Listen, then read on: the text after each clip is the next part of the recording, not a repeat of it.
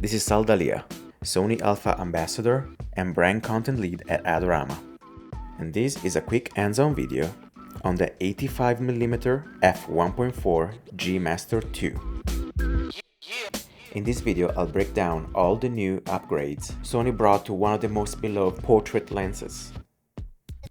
I went to Union Square to take a quick test. I had my brother and his girlfriend in town, so I thought it was nice to take some portraits of them. The most notable upgrade, it's on the weight and the size of the lens. It's 20% lighter and 13% smaller than the predecessor, but you can still use your 77mm filter. The lens has 14 elements in 11 groups, and the latest Sony technology brings the corner-to-corner resolution and rendering to higher quality. Of course, many people that want to use the 85mm, they do it for the deep, creamy background and the foreground bokeh.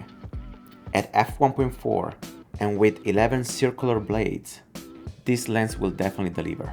You can see from some of this photo how the two extreme spherical elements will give you a precise bokeh. Also, the edges are less noisy compared to the past. Of course, with the new lens, you can take advantage of the fast, precise and quiet autofocus. For stills, it's up to 3 times faster than the previous lens.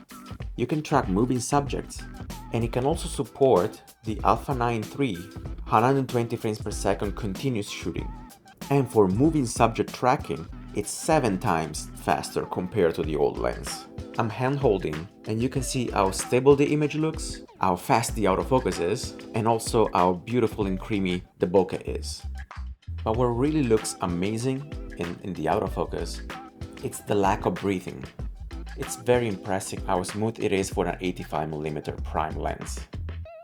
On the lens you get all the good G Master features, like the aperture ring, aperture click switch, iris lock, and custom buttons.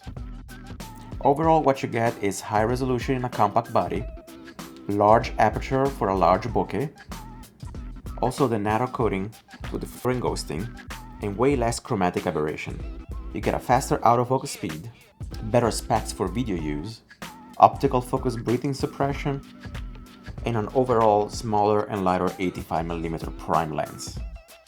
What you need from an 85 is precision and beautiful fall off, and I think this lens checks every box. If you have any question, please leave it below in the comments, subscribe to Adorama TV, and I'll see you next time.